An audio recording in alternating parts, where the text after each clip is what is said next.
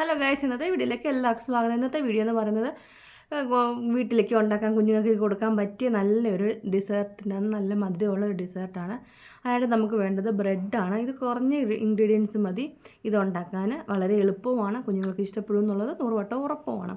അതായത് നമുക്ക് ബ്രെഡ് സൈഡിലേക്ക് അരിഞ്ഞെടുത്തത് നമുക്ക് എന്നിട്ട് സ്ക്വയറിൽ ഏതെങ്കിലും ഷേപ്പിൽ നമുക്കിത് ഇതുപോലെ കട്ട് ചെയ്ത് വെക്കാം.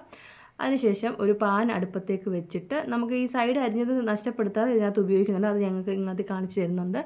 എന്നിട്ട് ഒരു പാൻ അടുപ്പ് വെച്ചിട്ട് നെയ്യ് അങ്ങോട്ട് ഇടുക. അതിനുശേഷം ഇത് നമുക്ക് കട്ട് ചെയ്ത് വെച്ചിരിക്കുന്ന ഈ ബ്രെഡ് എല്ലാം കൂടെ നമുക്ക് ഒന്ന് ടോസ്റ്റ് ചെയ്ത് എടുക്കാവുന്നതാണ്. തിരിച്ചും മറിച്ചും ഇട്ടിട്ട് അത് ജസ്റ്റ് ഒന്ന് ടോസ്റ്റ് ചെയ്തെടുക്കാം. ഇതാണെങ്കിൽ അത് കഴിക്കുമ്പോൾ ഒരു ജസ്റ്റ് ക്രിസ്പി ആയിട്ടിരിക്കുന്നത് നല്ലൊരു ടേസ്റ്റാണ്. അപ്പോൾ അതിനുവേണ്ടിയാണ് ഇത് ടോസ്റ്റ് ചെയ്യുന്നത്. ടോസ്റ്റ് ചെയ്യാതെയും ഉപയോഗിക്കാം, കുഴപ്പമില്ല. നെയ്ക്കകത്തേക്ക് ടോസ്റ്റ് ചെയ്യുമ്പോൾ കുഞ്ഞുങ്ങൾക്ക് കൊടുക്കുമ്പോൾ നല്ലതാണല്ലോ. അപ്പോൾ അതിന് വേണ്ടിയാണ് ഞാൻ ഇതൊന്ന് നെയ്ക്കകത്തിട്ട് ടോസ്റ്റ് ചെയ്ത് വെക്കുന്നത്. അതിനുശേഷം അത് ഒരു പാത്രത്തിലേക്ക് മാറ്റാം. അതിനുശേഷം ആ പാൻ തന്നെ വീണ്ടും എടുത്തിട്ട് കുറച്ച് പാൽ ഒഴിച്ച് കൊടുക്കാം. പിന്നെ അതിലേക്ക് ആവശ്യത്തിന് പഞ്ചസാരയും കൂടെ ചെറിയ മധുരത്തിന് ആവശ്യമായിട്ടുള്ള പഞ്ചസാരയും കൂടെ ആഡ് ചെയ്ത് കൊടുക്കാം. അതിനുശേഷം ഏലക്കാപ്പൊടി, അത് ഓപ്ഷനിലാണ്, ഇഷ്ടമുള്ളവർക്ക് ഇടാം, വേണ്ടാത്തവർക്ക് ഇടണ്ട. കാരണം ഈ കസ്റ്റാർഡ് പൗഡറിനകത്ത് വാനില എസൻസ്, വാനിലയുടെ ഫ്ലേവർ ഉള്ളതുകൊണ്ട് നല്ലൊരു ടേസ്റ്റാണ്. അപ്പം ഈ ഏലക്ക ഓപ്ഷനിലാണ്, ഇഷ്ടമുള്ളവർക്ക് ഇടാം, അല്ലാത്തവർക്ക് ഇടണ്ട. ശേഷം നന്നായിട്ട് ഇളക്കിയതിന് ശേഷം നമുക്ക് ഇച്ചിരി കസ്റ്റാർഡ് പൗഡർ എടുക്കാം.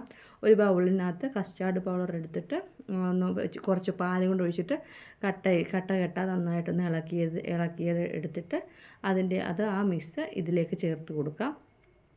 തീ എന്ന് പറയുന്നത് ലോ ഫ്ലെയിമിലിട്ട് കൊടുക്കണം, അല്ലെങ്കിൽ ഇത് പെട്ടെന്ന് കട്ടിയാവും. അപ്പോൾ ലോ ഫ്ലെയിമിൽ ഒത്തിരി അങ്ങ് ഹാർഡാവണം. ഞാൻ ഇച്ചിരി അങ്ങ് ഹാർഡായത് ഞാൻ കുറച്ചുകൂടെ പാൽ ഒഴിച്ചിട്ട് ഇച്ചിരി കൂടി അത് ലൂസാക്കിയതാണ്.